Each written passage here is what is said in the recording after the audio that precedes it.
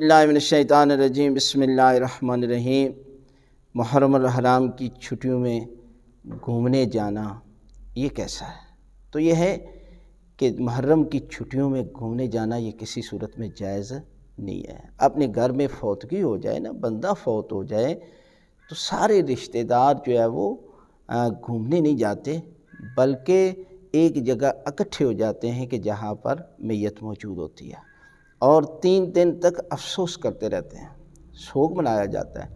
اور اسی طرح جب محرم کا چاند نکلتا ہے تو امام کے عقیدت مند اور مودت رکھنے والے یہ حق ادا کرتے ہیں کہ وہ امام حسین علیہ السلام کی یاد میں عشرہ مناتے ہیں۔ اور بالخصوص جب 9 اور 10 محرم کا دن ہوتا ہے تو یہ وہ دن ہے کہ جس دن جن ایام میں امام حسین علیہ السلام کے خیموں میں چھوٹے چھوٹے بچوں کی آواز بلند ہوئی، العطش العطش، مولا ہم پیاسے ہیں۔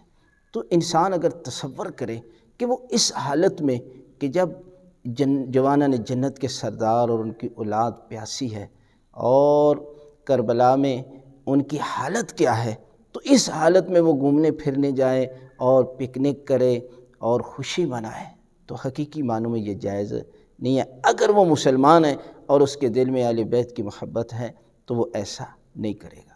اگر اس کے دل میں بغض ہے تو یقیناً یہ ایسا شخص جو ہے وہ ایسا عمل کر سکتا ہے۔